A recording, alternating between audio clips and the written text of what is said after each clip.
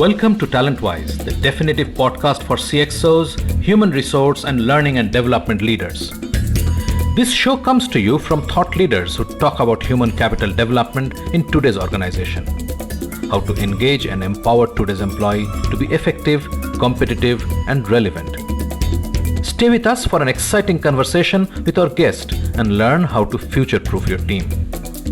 I'm your host Shubhanjan, founder of Knowledge Bridge. But a more fundamental question remains. In a gig economy, how do you define a team when the team is not necessarily the home team?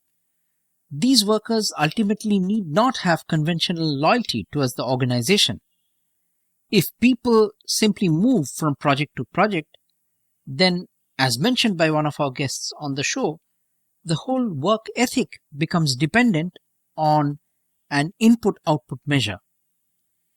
In such a situation, it would be extremely difficult to establish some connect or alignment with broader goals of the organization.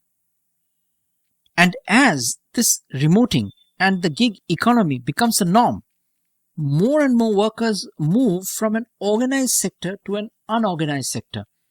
This, of course, brings in other problems in terms of labor laws and so on.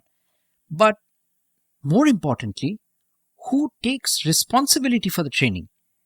It seems it's either up to the individual or perhaps the government or some appointed body, because I'm not sure that the organization can see long-term benefits in investing in training a worker who might just move on.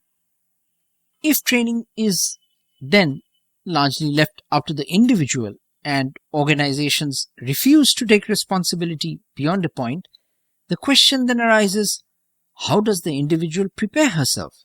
It has been one exciting, invigorating, and learning journey this past 13 weeks of Talentwise. We featured 11 remarkable guests and spoke with numerous experts in the process.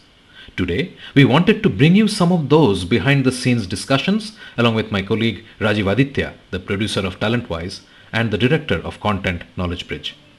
We hope to cover some of the interesting learnings and vexing challenges that daunt us in future-proofing our teams. Now, on to the episode. Good afternoon, Rajiv. Hello, good afternoon. This has been a very interesting 3 months when we embarked upon this new show, Talentwise. And we have had the privilege of talking to some very fine minds who can talk about where work is headed. And you have had the opportunity to talk to a lot more. I mean, a lot of people who we have not featured, but we have discussed and we have taken inputs from. Today, I wanted to do something different. I wanted to sort of gather those points which we have seen, but somehow have possibly not represented in the show. And have a chat with you as to how you see the issues lined up. So what would you say have been your takeaway in the last 13 weeks? Well, for one thing, there has been a lot of great inputs from guests we have already featured as well. Certainly, when we look back at our discussions with guests, there are at least two things that stand out in bold. One is the disruption that is happening in the workspace due to technological innovations. And of course, along with that, the uncertainties it brings in terms of job losses or new job creations. The other thing that stands out is how we may define the team. When we say future-proofing the team, possibly the notion of a team seems to need some redefining in terms of where we are headed in the workspace. So, okay, let's start with the jobs. So, at one side, we definitely see that certain kinds of jobs will not exist anymore simply because softwares will take over those activities more efficiently. And those are also base level capabilities which humans are doing today. Where do you see this whole job scenario headed? So from what you have understood, that what kind of jobs are getting lost, what kinds of jobs are actually going to be created? So, like you mentioned, the jobs that are going to go away first are obviously jobs that are very mechanical and have been handled by human beings as grunt work. So those jobs are going to go away first, but we are not really in a position possibly to say that, these are the kinds of jobs that will remain valid. We are not so sure anymore in the light of the fact that AI is taking over even some of the more complex tasks that human beings were doing earlier. What we can possibly be looking at is to try and tell ourselves what are the kind of jobs that will remain or get created, or what are the new kinds of jobs that are likely to take center stage. For example, we can think of what are the grave concerns of our society today. I think jobs are going to be created and jobs are going to stay in those areas.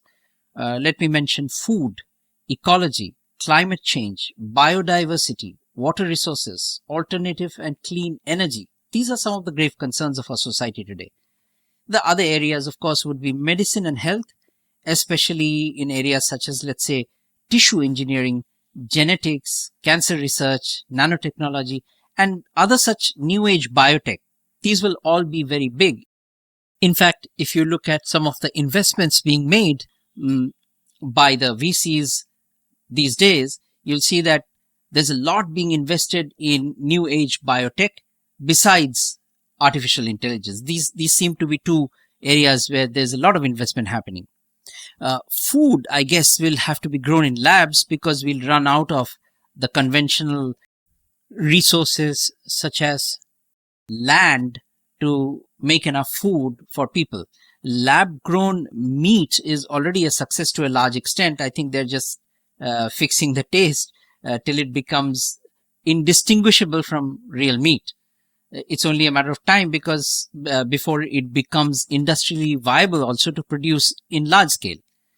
In the farm too, there will be some genetic modifications to crops. Research will aim to produce high yielding pest and disease resistant crops. At the same time, there will hopefully be some desire to retain heirloom or traditional varieties of crops, such as, not just as scientific curiosities, but also because they hold unique properties, and biodiversity seems to be an important component in maintaining ecological balance. Well, there are a lot of other things happening as well. I mean, you mentioned lab grown meat. There is also a whole revolution happening around hydroponics, right? Right. And that's literally growing plants without the soil being the intermediary, but directly feeding them nutrients through flowing water. A lot of the problems, including pests that you mentioned, are because of the uniqueness of plants being grown in the soil.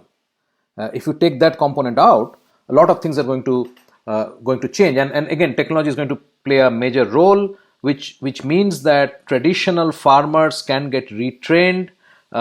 Maybe new kinds of farmers will come, and most importantly, the entire agriculture, or a large chunk of the agriculture, is going to move to cities, because these will be requiring much lesser space, will be actually food will be grown in buildings. Anyway, let me get back to AI.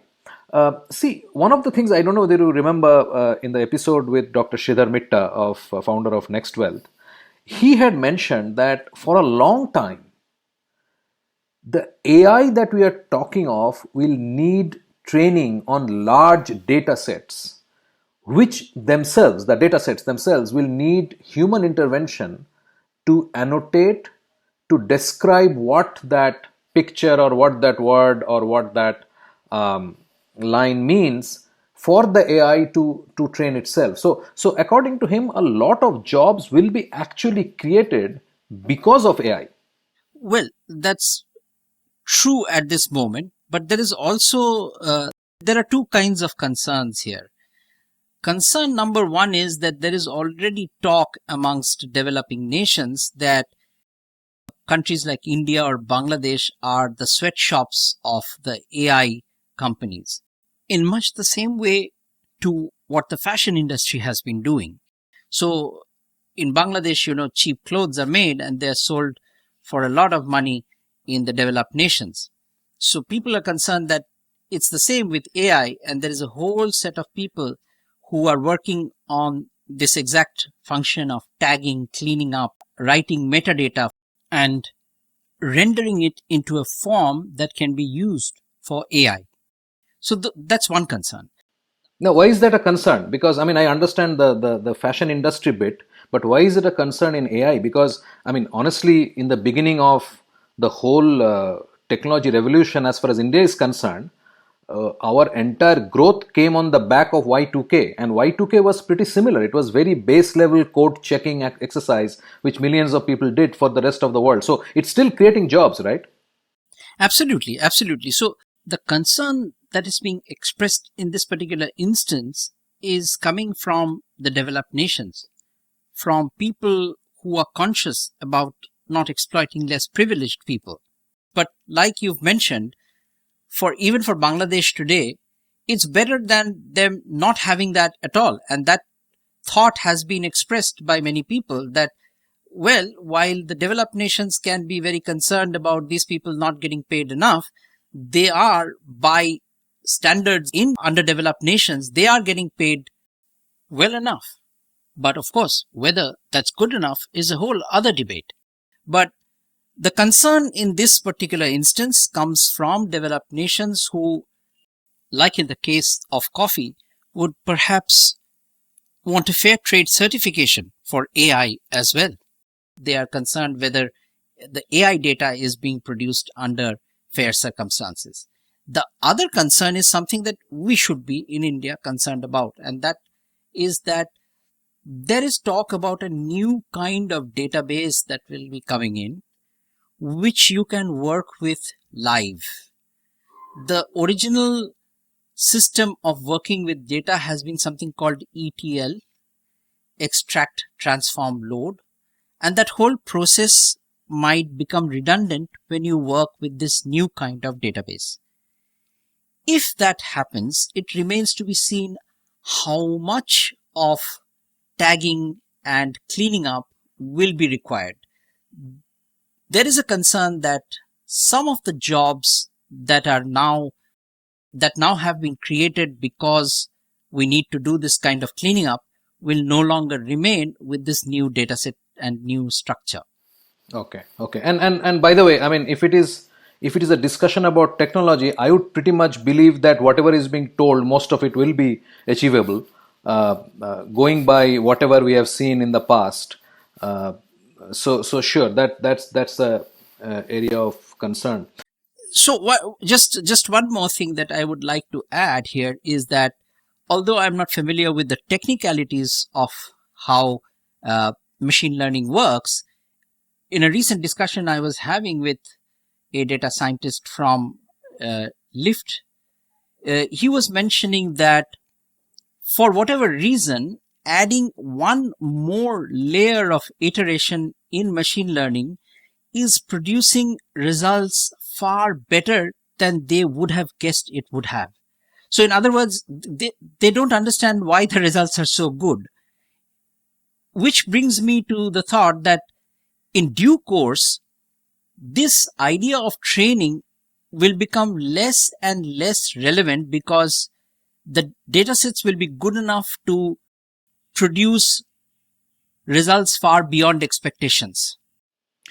I can also vouch for that. I have had discussions with companies who are working with in the medical field, for example, trying to identify whether algorithms can identify a patient with MS, and their result was much beyond what they'd expected. So I think there are a few areas where the output will be greater than what is expected, and it's also because I think we are learning quite a bit. The risk, of course, is that a lot of jobs will be lost as well. And if you go by what Yuval Noah Harari has been saying for quite a while, the AI revolution will not be anything like the French Revolution, for instance. So it won't come on a fixed date or even a year. It's not as if 2020 is going to be a year of major upheaval, and then there is a period of adjustment which follows, and then there is a new equilibrium. That's not how it's going to work.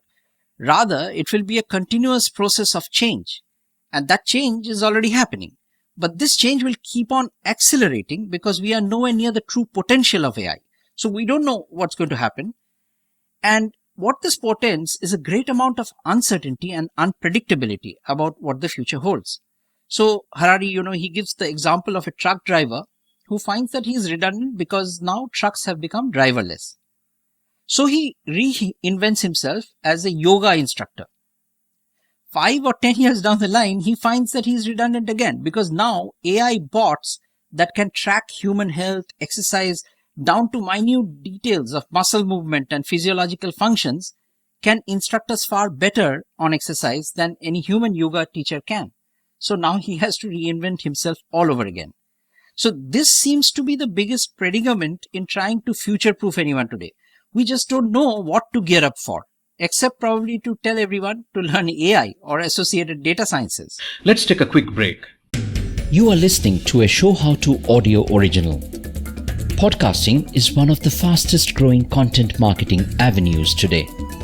We can help you exploit this largely untapped marketing opportunity. We can craft your audio strategy and leverage the wide reach and easy streaming capability that smartphone penetration provides. It is powerful and personal. Talk to us to find out how podcasting can help you build your brand and reach out to target audiences. Welcome back. Let's continue with our discussion. The core difference of what is happening today vis-a-vis what happened, say 50 years back. If you recall, our previous generation, it was not strange to find somebody who has worked in the same company or in the same factory for their entire lives. People went in to a factory at the age of 20, 22 or whatever, and they retired at 55 or 60. And those are not uncommon. However, in our generation, we have seen that we have not only changed jobs, but we have actually shifted careers. An engineer has become a social entrepreneur, has become a teacher. So the only difference is not that change or entire shift of career. It's just the pace. I think the whole issue is about the rapidity of the change. It's not that change didn't happen in the past. I mean, we have dealt with such issues. One point I would like to bring up is about this whole scenario about unattached workers, the gig economy, remote working, telecommuting, so on and so forth. We have moved significantly to the area where we said that one can work from home for a certain number of days, give flexibility to people, let people work at their own time as long as jobs can be delivered. So what you are seeing is a shift from there where jobs are actually moving to other geographies. So while you said that I'll not come to office like 40% of the month, I'll work from home, you see that now the organization is able to move your job itself to a completely different location where it will be cheaper and Right. nobody misses anything, right? So that's what Baldwin is talking of in his book. Right. Right. So the point is that these are all things in the making. It's just that we had a long time to sort of see the movement. It's like looking at something moving in slow motion. You make a lot more sense of what's going on than when it's actually going in the actual speed, right? So I think part of what we are struggling with, and what I hear from all the discussions I have had, and perhaps you will agree, is that we are suddenly waking up to this enormous speed of change. And obviously, this is the computer era. The oil of our generation is computing power, and it will be technology driven. So whether you call it ML, you call it AI, you call whatever, it will be technology driven. It will be sort of fueled by development in technology, and there we are not able to predict the pace because it's no longer primarily human dependent. And Asia, for instance, has been in a very interesting position in terms of technology, because most of us have skipped a lot of technologies because That's we were correct. late in catching up. But when Yes. we did catch up, we caught up with technologies that were already mature. For instance, let me talk about the whole concept of the LD, the laser disc. That never caught on. By the time people actually were able to afford laser discs, DVDs had already come in. By the time you could buy DVDs, already the digital delivery had become very robust.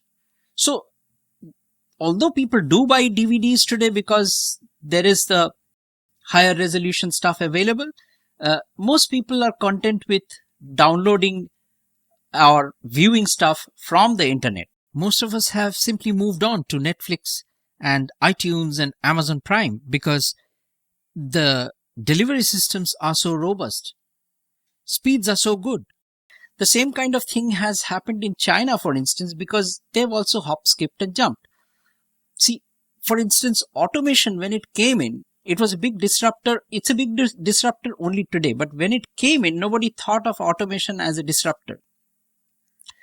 Even in high-end hand-finished product lines, there are robotic processes today.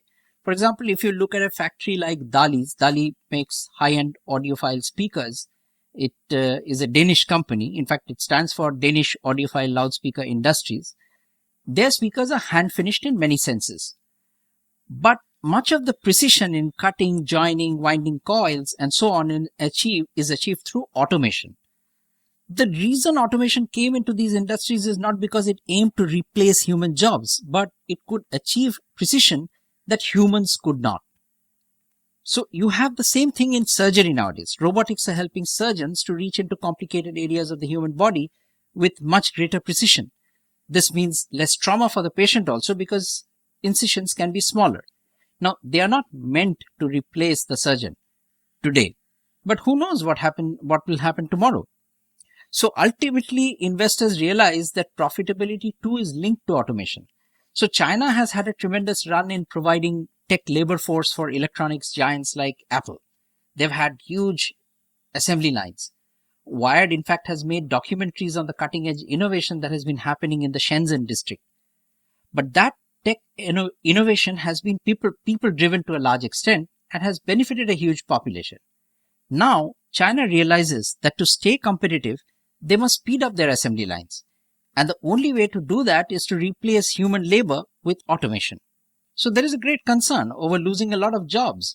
And there are many documentaries coming out of China which talk about this. But here's the thing, China's population growth will begin to plateau out for the younger age group. India's, on the other hand, will keep growing. There's this gentleman called Aaron Strandberg, and he's made a very interesting animated infographic that shows this happening over time. A bit like, Rosling's displays. Right. Up to the year 2050. India's population far outstrips China's by then, and the population below age 50 is far greater than above. The greatest pressure seems to be in the 2020s and 2030s, when the bulk of the population below age 30 is the highest. So the problem is twofold here in India.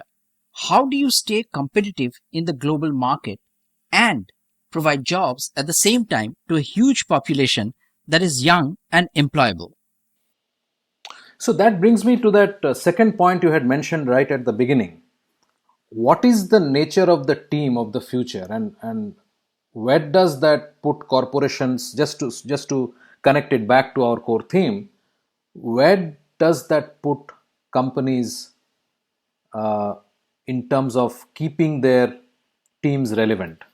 See, first of all, if you believe that gig economy is going to be a big disruptor and that people are going to move on from project to project and organization to organization, how are they aligned? What interest does an organization ultimately have in investing in the training of people who are just who just come from a pool of resources? So somebody ultimately has to take on that mantle. So it can be the government, it can be a platform, it can be some other body which says that we are going to take over the training, because the paying organization just believes in getting some output. They are no longer looking at a long-term engagement, and therefore I don't see how they can see value in training. So that's one of the challenges. Remote working too has its own challenges. Initially, everybody thought remote working would, you work from home and that brings you a better work-life balance. But things got more competitive, and that did not work out in that way. In fact, productivity seems to have increased for people working from home. At the same time, costs have gone down for organizations because the need for office space, energy consumption, and other office equipment and recurring costs have disappeared. But remote working has brought a new set of challenges, even for the worker.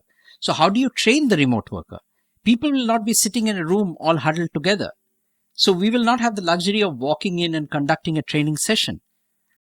But a more fundamental question remains. So how do you define the team in a gig economy? Because there are no alignments, like I've said earlier. Simply, people move on from project to project. The work ethic becomes dependent on an input-output measure. In such a situation, it is extremely difficult to establish some connect or alignment with broader goals of the organizations. Well, I see it a little differently. There are two things I'll mention before we wrap this up. One is that I think a lot of the training of the future in the future will be dependent upon the person, because the gig economy is dependent upon self-motivation. That's why one prefers to become a scuba driver part-time and then teach part-time. So lot of it will be sort of self-motivated. So lot of the work that typical HR organizations do is about keeping people motivated and focused. That will not be required at all. So the question of aligning for the long run may not be a question, because people who come and join a project group will be extremely motivated to do what they are going to do, and they will not need any external motivation, right? So that's one part. The other part is, till now, training, why do we talk of government or why do we talk of a company? Because training per se has been an expensive proposition. I think where we are headed, you can already see entire curriculum of the Ivy League colleges being available for free. You will not get the certification, but you can get the knowledge, right? And if you pay a very, very little fee, anything between $50, $100, $200, you can get yourself certified. So the point is that the whole mechanism and whole model of education, which is high expense, like you have to go to Harvard for 2 years or whatever, you are talking of $100,000 to $200,000. That will not be relevant anymore in the future. So it is actually technology enabled again, where the motivation of the person and his ability to access whatever training he wants, irrespective of the government or the company subsidizing it, will make this whole transition a real one. Yeah, so one of the prescriptions that's been bandied about for individuals is that you should be a generalist and not a specialist. Well, not exactly, but that you must go beyond your one specialization area to survive in a world where there is so much of flexibility. So, Robert Heinlein, he wrote fiction, and through one of his fictional characters called Lazarus Long, he had famously said that specialization is for insects. And his statement, of course, has been highly debated, but there are voices that echo this sentiment, especially in the context of the workplace. In a podcast, very famous podcast called the Joe Rogan Experience, Naval Ravikant says he believes in a multi-specialization, and he talks about this ancient Greek model of life, where you're supposed to do different things in different periods of your life, like going to school, then going to the military, then politics, and then become a philosopher, and so on. So this is the opposite of specialization. Gather more experiences. This is what the gig generation wants as well. This problem of specialization, or rather the false notion of specialization, is also discussed by David Epstein in his book Range: Why Generalists Triumph in a World of Specialists. So he challenges the idea that specialists with 10,000 hours of practice become virtuosos. This, of course, has been an idea that's been talked about earlier by several other authors.